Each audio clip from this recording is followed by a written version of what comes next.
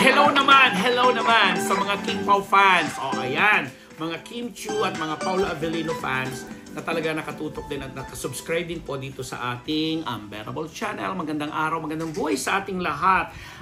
Yun na nga, lumabas na nga finally ang ilang mga parang mga, hindi naman video pa ito, but mga photos, teaser na sa bagong series na gagawin ng Kim Pao. Palakpakan natin dahil meron silang for the fourth time. Ito yung fourth project na magsasama sila, being nauna nga po yung Linlang.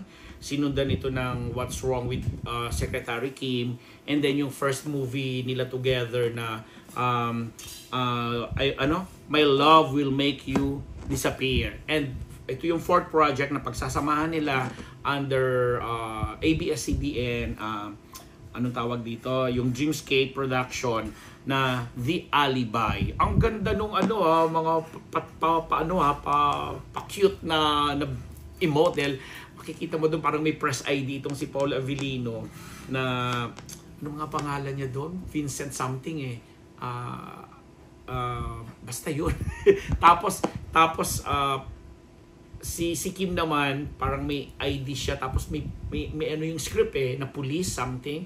Pero ano daw po ito romance suspense series na ang mga taong involved din the same team nung nagbigay sa atin ng Linlang.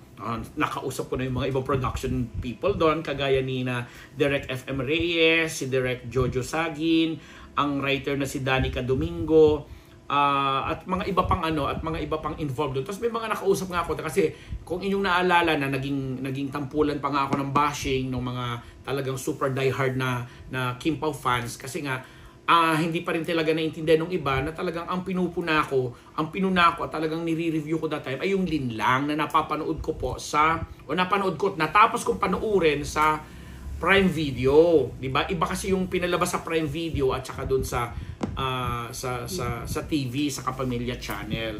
Tapos doon sa Prime Video nga, ang dami-dami mga tanong na hindi nasagot. Tapos sinabi na nga lang bilang part ng marketing, bilang part ng promotion. Hindi ko kailangang mag-explain na. Dahil paulit-ulit na lang naman. Naklaro na rin naman niya kasi nga sinabi ko nga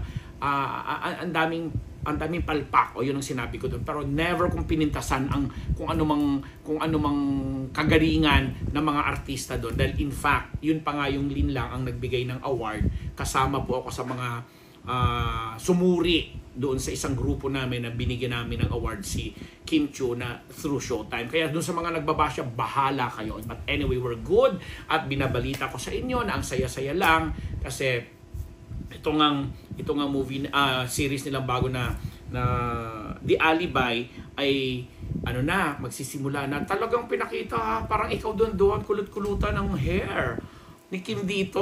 First time nating mapapanood na medyo kulot-kulutan ng kanyang short curly hair. Short curly kulot-kulutan So medyo para sa iba syempre bago yun, daring yun, which is tama lang naman kung may gagawin kang iba, hindi pa ulit-ulit bago, 'di ba? Ayan, baka masamain na naman ng iba yung sinabi ko Charot. So anyway, aabangan natin 'yan dahil nga itong dalawang tambalan na rin na to ay minsan na rin namang napatunayan. In fact, sa dami-dami ng mga sa tatlong proyekto na ginawa nila, ang dami mga dumating at parangal o karangalan na ibinahagi sa kanila o binigay sa kanila. In fact, ito may kinala yung sa box office, may award silang dalawa na naman na bilang mga popular na love team or what. But anyway, congratulations dahil pagpapatunay lamang ito na yung love team nila ay isa sa mga love teams na talaga naman kung mga matatawag natin here to stay, 'di ba? Kung na-establish ng ibang mga batang love teams ang kanilang mga husay at galing sa industriyang ito, syempre mas sasabihin naman natin kasi mas senior naman na sina Kim at saka si Paolo kumpara mo naman doon sa Francet, sa Don Bell, mga ganon. At syempre habang itong mga batang love team na to ay parang sumusunod din naman sa tinatahak nilang landas, well established pa rin at ito namang kagaya ng Kim Pao ay kumbaga lalong nagle-level up sa mga proyektong ginagawa nila. Diba doon? So, ang saya lang, aabangan natin lahat ito. Hopefully, this year di po yan ipapalabas kasi July na next week. So kung kailan man yan, I'm sure ang mga Kim Pao fans dyan from here and abroad ay susubaybayan yan, lalo pa talaga sinasabi natin na iba na naman ang kompetisyon ngayon sa larangan ng television gaya nung last week. Mga last episodes natin, talaga namang pinagmalaki natin at talaga namang sinabi na ang GMA7 umarangkada last June kasi sunod-sunod din yung mga mga programang ni-launch. And this time, isa ito sa mga sinasabing pinagmamalaki at dapat abangan ng mga kapamilya natin dahil syempre pabukod kina Kim at Paolo, may mga iba pang magagaling din na mga co-stars nila na hindi pa nire-reveal but very soon, babalitaan po namin kayo tungkol dyan. So ang saya lang, on the downside, kumbaga, yung mga nega-nega dyan, magnenega tayo kasi talagang lumabas naman ito, may mga pa rin, kasi sinabi nga na bago pa pumutok itong balita tungkol kay Kim at saka Paulong bagong series nila, nagkaroon na nga ng ginawang big deal yung di umano na hindi pagbati ni Kim ng Happy Father's Day dito kay Paulo.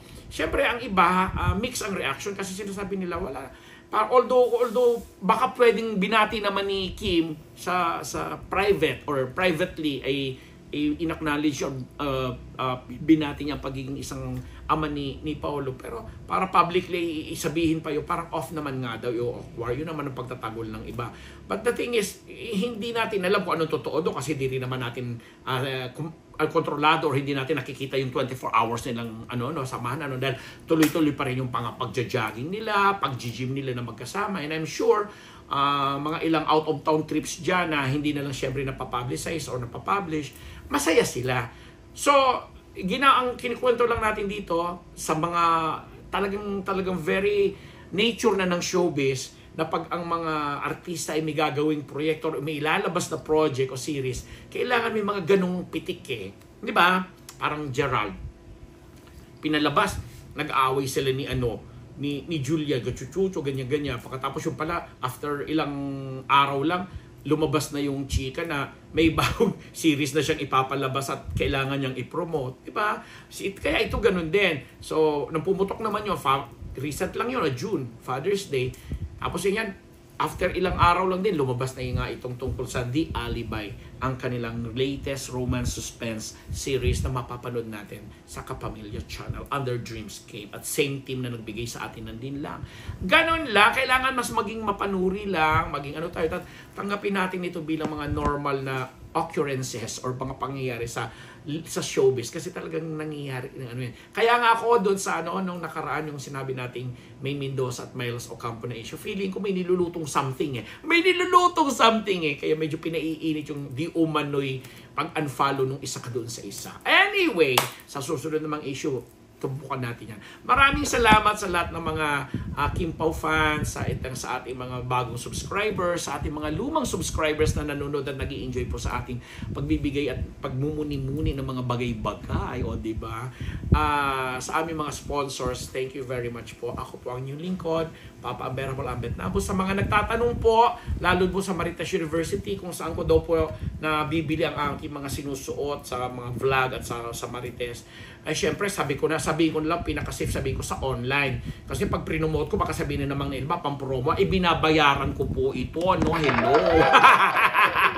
Ino-order ko, bakit naman? Kaya, syempre ayoko sabihin, dahil baka mamaya, promote ko. Meron nga ako dito, nag-vlog lang ako minsan dito, ginamit itong background and everything. Ako, tapos may ini-endorse akong isang produktong pangmata. Hindi, ako nga po yun, pero hindi ko po kailanman ginawa yun at wala akong ini-endorsong produktong gamot sa mata. So, a deep fake ang tawag doon. 70 years old. Ginawa pa akong 70 years old, mukha lang akong 37. Charot! Maraming salamat. Yung mga bashers, love lang tayo. Emote lang. Yung iba dyan, sinasagot ko talaga. Di ba? Ganun lang. Binibigyan nyo ako ng mga ganung komento. Ibabalik ko lang din po sa inyo kasi yun ang buhay. Ambet Nabos po, nagpapasalamat!